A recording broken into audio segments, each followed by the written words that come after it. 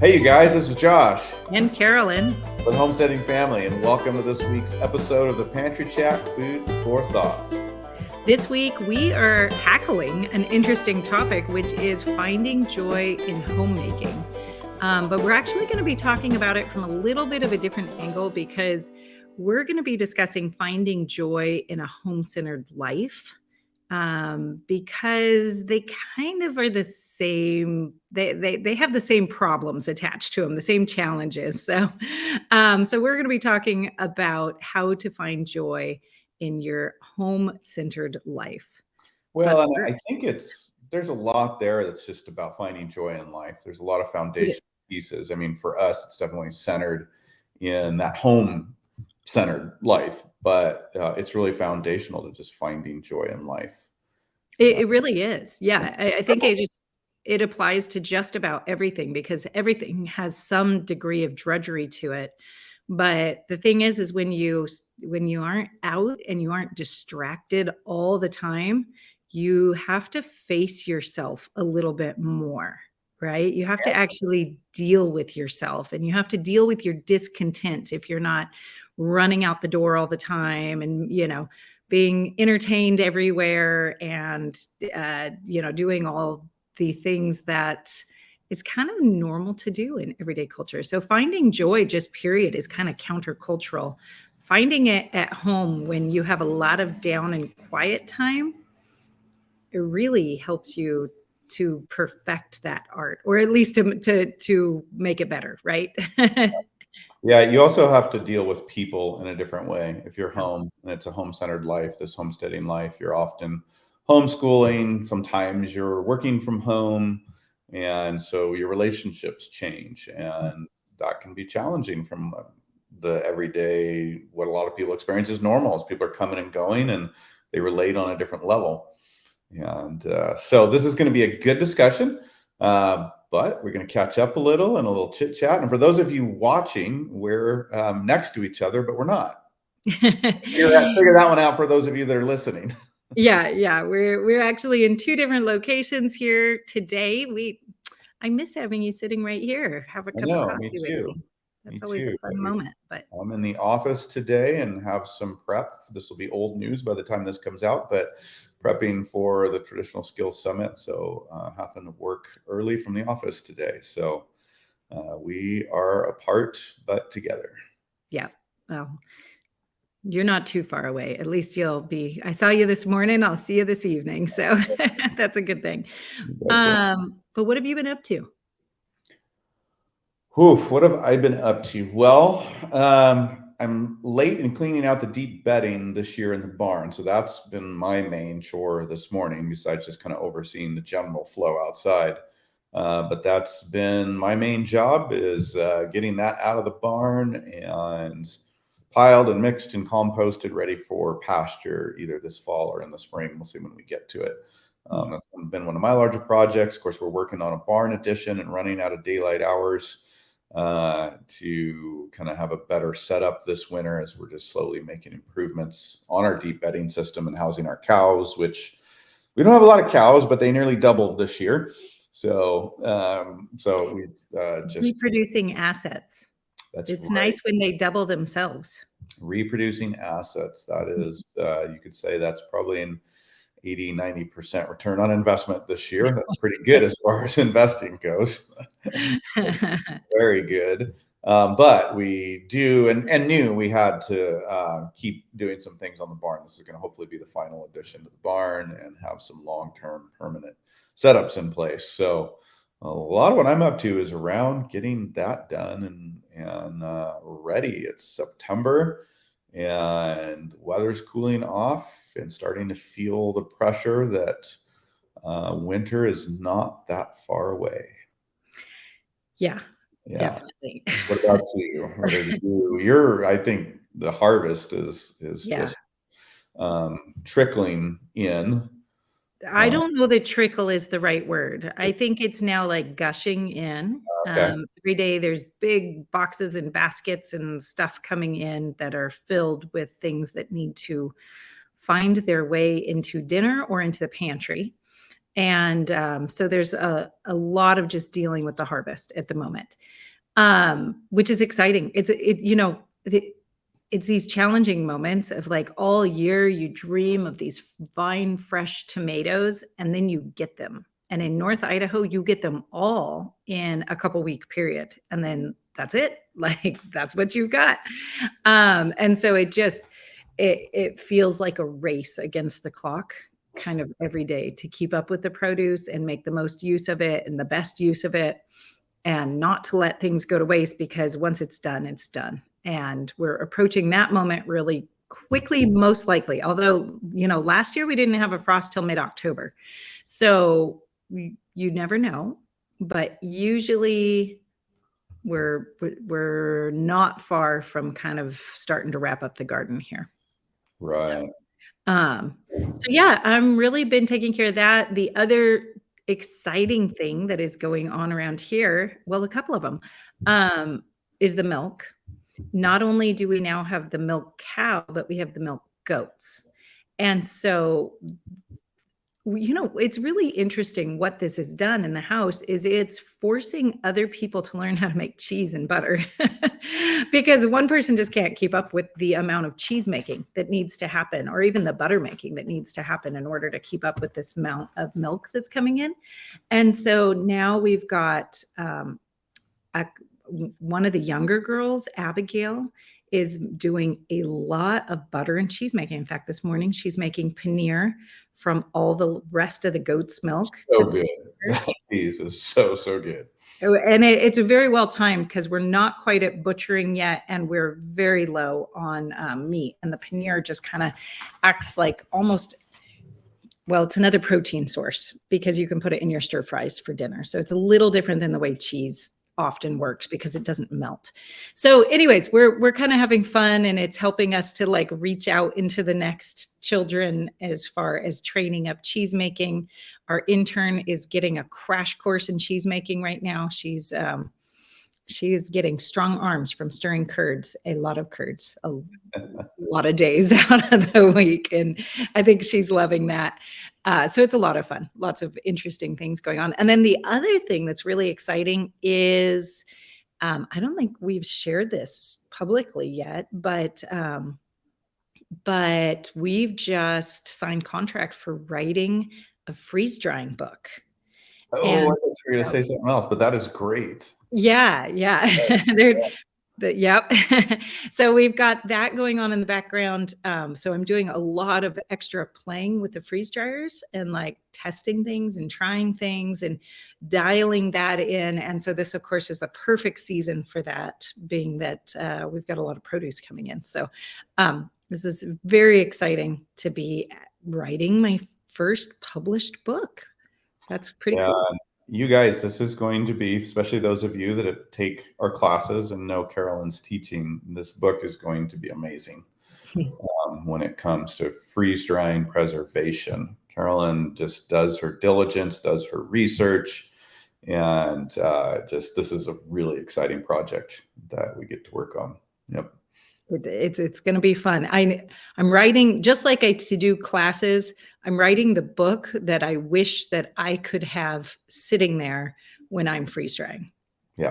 Like all the information that I needed to start and all the information I still need to keep like processing food day after day. So I'm very excited about it. So yeah, this is not freeze drying candy. I mean, I don't know if you're going to include some of that, but it seems like most of the freeze dryer books, it's like, let's freeze dry candy. Well, that's a great project, but that doesn't help us that are those of us that are seriously putting up food and preserving the harvest, whether it's our own or, from the farmer's market. And yeah, this is going to go there. Well, I want to add one thing, because what I thought you were going to say revolves around our dinner out last night, and exciting little bit of news that our first and oldest is getting married. Yay! So that is exciting news for us. That's new territory, and we're very excited for the both of them. And so we've been up to that and a lot of thoughts around that and planning, and had dinner with the two of them last night, and just really exciting, but big life changes, new stage in life for us. Yeah, we feel so good about this particular, engagement and marriage. It just is encouraging and it's exciting. So, Wonderful yay. to say that. Yep. All righty. Well, we better continue covering some ground here. Get to a question of the day from Because B. I don't know. Becca Sue. There we go. I got it. Becca Sue. I just read, how your eyes do that. They just go and they see something. Becca Sue 2067 says, on Better Than Candy, that is how to freeze dry berries, which indeed kids trade our kids their candy for our freeze dried fruit. Right. It's better than candy. So Becca Sue asks, could you give me a little more information if you have done green beans and the freeze dryer? I've watched a few videos. They seem to be great as snacks right from the jar. However, it seems to be more work to rehydrate for meals. Do you have any experience with this? I currently pressure can our green beans. Yes, I have freeze dried a lot of green beans. Last year, we pretty much did all of the green beans in the freeze dryer, and we had a lot of them. So there are 3 different ways you can prepare green beans to go into your freeze dryer, and you end up with different products on the other side. So my favorite way to do them is just to snap them and stick them in. Like, don't do anything else because there's a few other buckets of produce that need to get dealt with in the kitchen at the moment. And so just like get it done, get it over with. What this ends up giving you is raw green beans that take a little bit longer to rehydrate. It's not work. It's not a problem. You just have to give it more like 1 to 2 hours to rehydrate at room temperature when you want to rehydrate it. If you want faster rehydration, you blanch the green beans before you freeze dry them. So you can just, blanch them in water, a couple minutes in boiling water, stick them in cold water, dry them the best you can, drain them off, and then put them in your freeze dryer that way. And that's going to give you a quick rehydrating green bean, meaning within probably 10, 15 minutes, you're going to rehydrate. The other thing that you can do is to fully cook the green beans and season them and then freeze dry them like that. I don't know if I've just said dehydrate multiple times, but just to not confuse everybody, I'm only talking about freeze drying right now. And that again gives you a very different product because you end up with cooked green beans instead of raw green beans. And so those rehydrate pretty quickly, but usually you have to be a little bit more careful with the rehydration just to make sure you don't get too much water in there. So you have to do it you have to add the water slowly or have correct ratios which is kind of a scientific equation of like weighing your food when it goes in fresh in the trays and when it comes out finished. And knowing exactly how much water to put back in. Those are the green beans that people eat as snacks, are the ones that are pre-cooked. You can just eat them as freeze-dried and they're delicious. You can eat any of them. They're just not as good as if they've been cooked and then freeze-dried and then you eat them. I haven't figured out the term. It's unrehydrated. Like what is that term? In its freeze-dried state. There feels like there should be a word there and I have not found that word yet, but You better coin one for the book. Yeah, there we go. Yeah, unrehydrated. So you're talking about the cooked green beans. If you're going to eat them non-rehydrated cold, it's room temperature, whatever. But as a snack, cooked is the best way to go. That's going to give you the best. Yeah, but not necessarily like depending on how you want to use the green beans, even after you rehydrate them. So you gave 3 ways, but as far as like using them post rehydration, what is your favorite way, or what's the reasoning for doing it the different ways besides of rehydration timing? My favorite way is to snap them and put them in non-blanched into the freeze dryer. And I feel like that is, as far as time savings and energy savings, my energy savings, that's the easiest efficiency, because there's no extra work getting it into the freeze dryer.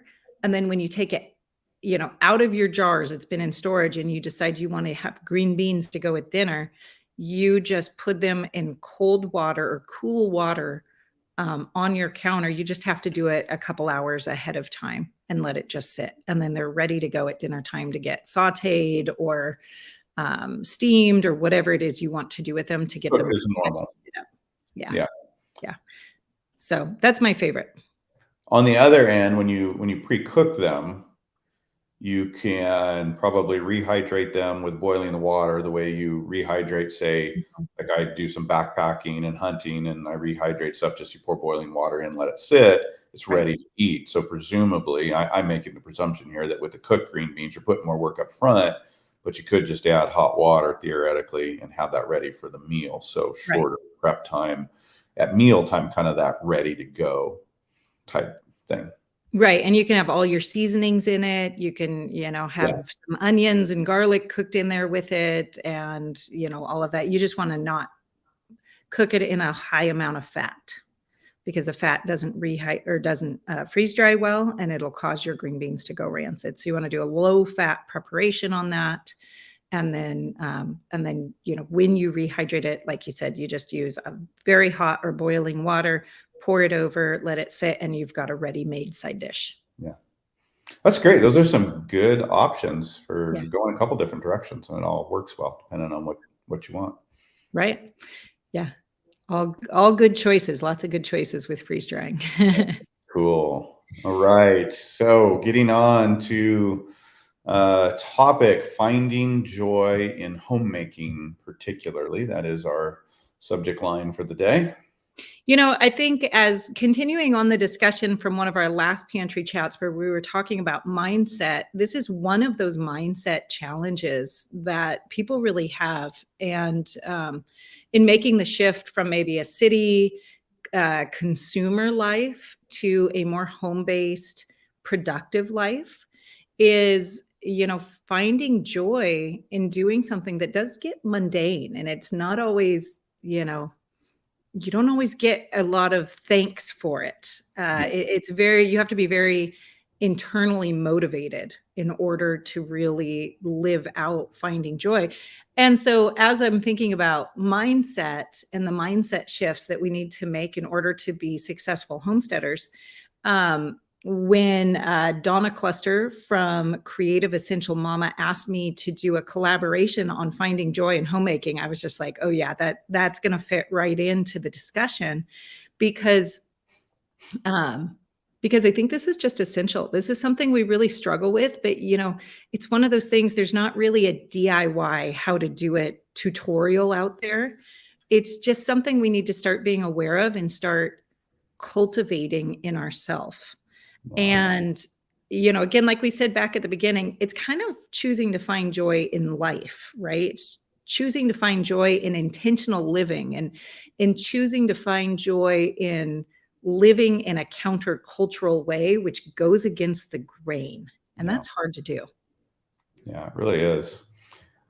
I'd love to lay a little foundation. We're going to talk about a lot of practical steps that help people in thought process, mindset, but I think there's a couple of foundational pieces that are really important to that. And, the first one is your faith and being rooted in your faith, and that's the long, big picture, because if you're not grounded in your faith and where you're at. The other one is the why you're doing what you're doing, why the way you're living, which just kind of leads into that intentionality that you're talking about.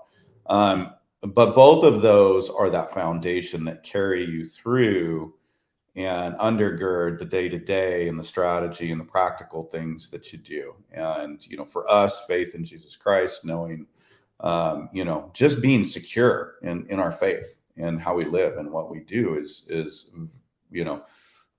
the undergirding to everything to produce lasting joy through whatever we go through. Yeah, absolutely. I think it would be hard to find joy in just about anything, especially nowadays. There is so much upheaval, so much challenge, so much insecurity in a lot of ways that I think, to find joy in anything right now would be challenging to do without a solidly rooted faith. Yeah. Yeah, and right behind that is what you just leaned into, intentionality, or the why, knowing why you're doing what you're doing. If you're choosing to live this homemaking life, this homesteading life, you get lost in all the just doing, and you've got to be rooted in the why and keep the why before you. But that's what motivates you. That's what keeps you going. And we have a lot of deep reasons in what we're doing. And so I think keeping that why in front of you and being able to refer back to that, not just yourself, but with your spouse, with your kids, your family members, whoever your community is, being able to talk about and remember why is going to undergird, I think, a lot of the practicalities and the things that we're going to talk about here in a few minutes. To me, that's really important. I have to come back to those things regularly and probably don't remember to enough. Yeah, it's really important to hold on to. And the more you can be in line with the rest of your family on that, the more like oomph that why even has, because you can help each other to remind each other while you're doing that. Some of you guys who are out there and there's maybe only one of you who is motivated to be doing this, maybe, a spouse isn't, or your family isn't, or you're single, or whatever the situation is, finding other people that are like-minded that can help remind you of your why when things get hard is really important. Just having like-minded community is always so important, especially when you're doing something that is so countercultural and walking so opposite what the whole rest of the world says you should be doing right now.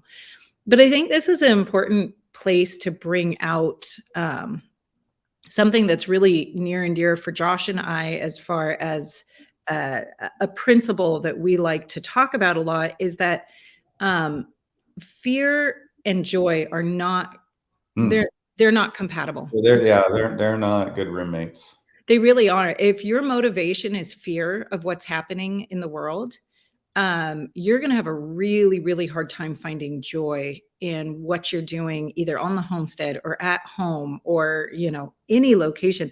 But I do want to call out the difference between seeing a problem and seeing that the world's kind of a mess and responding to it in a measured way, not out of fear. That is not fear-based. In fact, it's absolute foolishness to say, hey, the world's falling apart and I'm just going to ignore it and keep going like nothing's happening. Right. That would just be considered foolish. And that's what a lot of people are doing. It's hard to handle the reality that the world's a mess. And so they just kind of close their eyes and keep going. So it's not fear-based to say, things aren't going so well, I think I need to take some action. But if you're taking that action out of a direct fear and you're scared, you need to deal with that first. And again, that's where we come back to faith. You just have to lean back in that, because that is going to hinder joy in homemaking, homesteading, life, living, relationships, anything, if it's coming out of fear. I like to look at fear like one of the senses, like touch. When you touch something hot, you go, oh, wow, man, that's hot. I didn't realize that was hot. That's a problem. I need to now, avoid it, deal with it, whatever it is. And I think that's where fear is. It's when we see the things in the world that we're afraid of or we're worried about, we're putting this label fear on it. It's appropriate and proper, like you're saying, to identify that and to go, whoa, I see a problem here. I want to do something about it. But then to move on and say, okay, let's find the solution, right? So let's move forward, not walk in fear, but use that as that awareness tool, just like our senses are, that help us to see danger, see a problem, and then take appropriate action. You don't stand there and stay afraid of the fire or the pot. You just take the actions you need to take to control or mitigate the situation and put the fire out, or keep a distance from it, or grab a mitt to hold the pot, whatever it is. And so it's this, I think it's the same thing here. Fear gets us aware. It helps us see the danger, know what we need to deal with. Okay, how do we now move forward, work with the situation and respond to it appropriately, which obviously is a lot more complex than dealing with fire. But if you can see it that way, we can see fear healthfully, let it get our attention, and then go, okay, let's figure out a plan. How are we going to live? How are we going to respond to what's happening around us? Mhm. Yeah, absolutely. I think that's a great way of putting it. Don't stay afraid of the pot. Right. I like Yeah, that. just, have a plan. Have a plan. Well, your notes here say to kind of keep us moving and get into some of the practicality, I think, of this. Finding joy in homemaking is all about developing character. Yeah, it really is. And again, I really want to point out that finding joy in anything, but particularly finding joy in something like homemaking or homesteading is so countercultural. And this is really important to note because all of the programming that's out there, you get onto Facebook, you get onto Instagram, you watch TV, you do whatever people do. We don't have TV, so I don't even know what's on TV anymore. But, you know, it all says you need to go, go, go, go, go. You need to live big, glitzy, like you should be traveling all over the world. You should be, advancing your career. You should be doing all these things. And it's all about this kind of instant gratification. It's all about receiving what you get. A lot of times for women, it's all about maybe being kind of idolized, like, up on the stage and, oh, isn't she so perfect? There's all these messages out there that we're receiving constantly. So to intentionally kind of turn our back on that and say, actually, I'm going to live a life that's all about serving and giving and delayed gratification and helping relationships form and, all of these different things that really come with a home-centered life and the choices that a lot of people are making right now. It's not just hard. It is like swimming upstream. You are in, like, there is a current pushing against you saying, turn around, turn around, turn around all the time. And so not only do you have to be aware you're doing something hard, you are going to get fought the entire way, like step by step. And I really want to pull that out because you can't successfully find joy in something like home-centered living, homemaking, homesteading, unless you are developing the character within yourself that kind of, I mean, I don't want to say outperforms. I don't know what the right word is. It's bigger than all of that cultural influence that's coming at you over and over again. And that you, just like the rest of us, have all been programmed with since you were very little. I remember when I made the switch to staying home, I had been, going to college. I'd been, had a job, was working. And when we made the decision that I was going to stay home, be a homemaker, um, those first weeks were so hard because it was so quiet. I was at home. There was nobody giving me any accolades. There was, it was a very different scenario than being out and, even going shopping all the time and running errands and all of this. All of a sudden I was at home and I had to really face myself. And it is a challenge, and it's a real challenge that people face, and it's a real struggle. So yeah, I have a couple steps that have really helped me, and I hope that they'll help you guys as well. Do you want to dive into those? Yeah, sure. Um, Step number one in this is really placing a high value on serving. And that's hard to do in this culture, isn't it? well, that's hard for humanity. Our default is me, Yeah. and that's what's natural. In the Christian life, we say it's wrong. It's not what we do, but it's just the reality of who we are. Whatever your beliefs are, our default is all about me, Mhm. and the culture fully supports that we live in today. Yeah, but that's Yeah. very challenging. Well, and it really supports the opposite. Like, it's not even just about me, like, I just don't wanna serve somebody else. It's about you should be being served is really the message that we're getting, that Yeah, yeah. somebody should be taking care of you. And, you see a lot of "you deserve" statements out there, like, "You deserve time off. You deserve this. You deserve that," and you have to be very careful about that because, sure, we all like those things are healthy for us. Vacations are healthy at the right time. Taking time off, doing the things that we need. Recognized for what you're contributing, what you're doing, that we need those things. We do. And yet when those become the focus instead of your contribution, what you can serve, you are not going to find joy in anything, really, because you'll never, that expectation will never be fully met. In our house, we have a saying, I know we've talked about this before, of joy is Jesus, J, others, and then yourself, Y, Joy. And Jesus first. And then we have the joke saying that if you're putting yourself first, you've flopped it. And so now you're yoging out. So, but that makes everybody unhappy. Like you're instantly unhappy as soon as you there's no joy. There's no peace. As much as it's our default to serve ourselves and to serve our pleasures, that does not lead to a life of joy. It may appear so, and we may be able to cover up a lot, but it really does not lead to joy. Yeah. Taking the job seriously. It's a serious job. A serious job. This is really important. And this, I have kind of a list of like, if you're homemaking, you're, from maybe a woman at home's point of view, it's a serious job. And I hesitate to even give a list of like all the things that you're doing, because that's so often used as this moment to like pat ourselves on the back. Like, yeah, we're doing a good job. We don't need to work any harder. Look at how hard my job is, which is true. Not to take away from that, but we also need to take our job seriously. You're probably the head chef if you're staying at home. You're probably the nutritionalist for your home, the education specialist, the child psychologist, the life counselor. I mean, the list just goes on and on.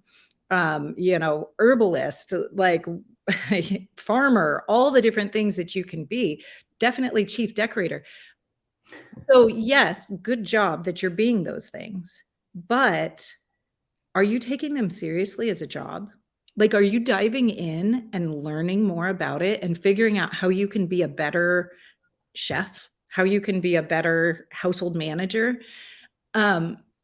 Stagnation is never a place to feel good about. And I don't think any of us ever feel good about that when you just stagnate in your job. It just makes the mundane even more mundane, right? Because it makes everything feel mundane. So the actual step is recognizing this is a serious job.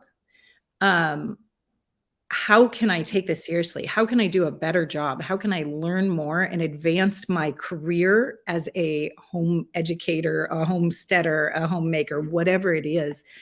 And how do you get prepared for the day? Like, you're getting prepared for a job. Do you get up and get dressed in the morning?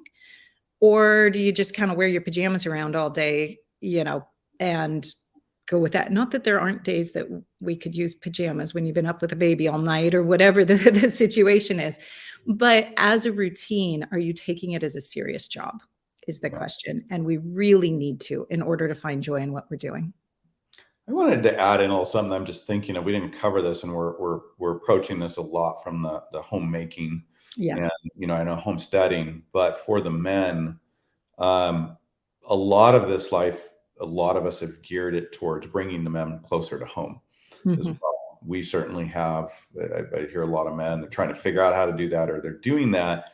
But there are some challenges in that, and taking your job seriously and understanding, because there becomes a new struggle. You're now in the house, and there's the joke I hear Carolyn and some of the other ladies talk about, the guy's gone for a while and he comes home and now there's a power struggle. There are some challenges. And as men, we need to be aware as we're trying to do things that are building the home and building the family. But we can both steal the joy and we can lose sight of our own joy if we're not intentional, if we're not taking our own job seriously and realizing, and I think for the women too, in the interaction part, how do we interact together? It has its challenges. Yeah. Man is now in the home more, and man has a perspective, and yet, we have our we share roles, we have our different roles. And I think it's really, really important to look at how we work those things out together and realize that has an effect in the homemaking, the homesteading, as we're working together for this life that is more home centered. Mm-hmm. And we as men have to take that seriously and try to understand our effects, our own roles on the household and our relationships and everything. I think that's a really great point, because it does become about relationships working back and forth. Much It's more.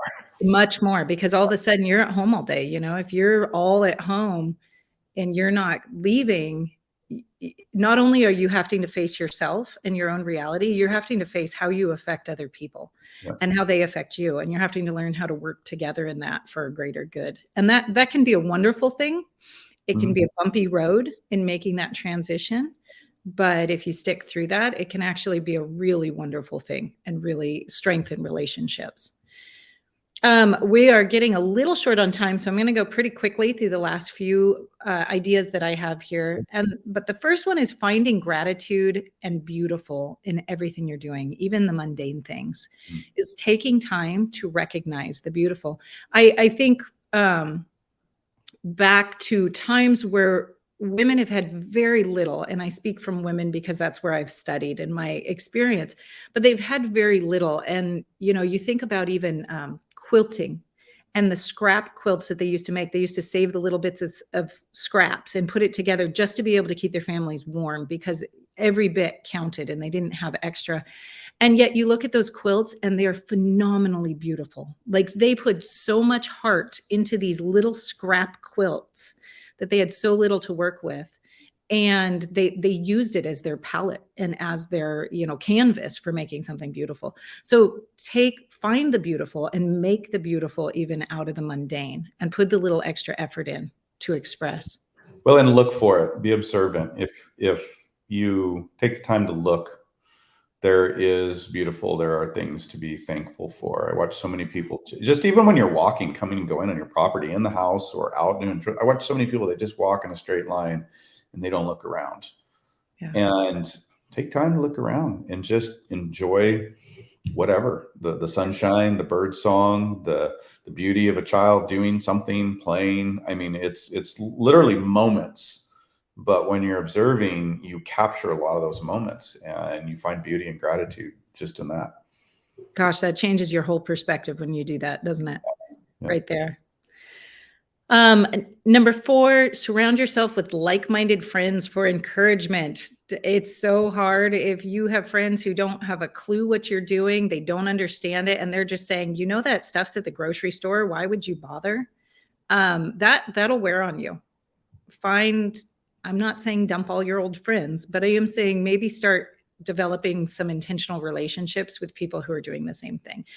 If you don't have anybody locally, thankfully we have some online opportunities, where there are lots of communities, lots of ways to connect with people online who are doing the same thing. And that's really helpful.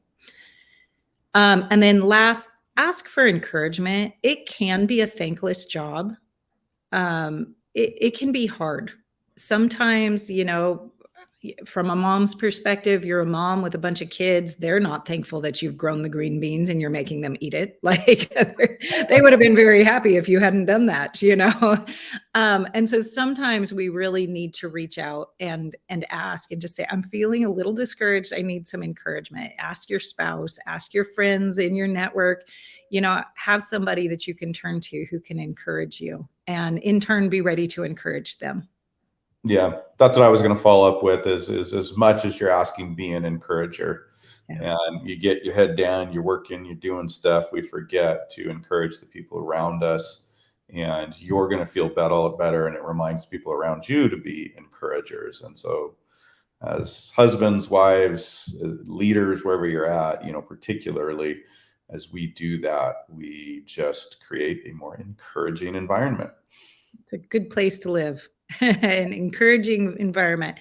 Hey, you guys, thanks for hanging out with us today. If you are interested in exploring this topic anymore, check out the video links that I have in the description for you from some of my video creating friends who are also doing videos and talking about this topic of finding joy in homemaking.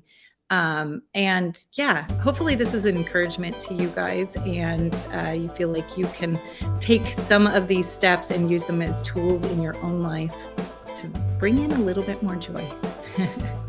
Absolutely. Great hanging with you, everybody. God bless. We'll see you soon. Bye. Goodbye.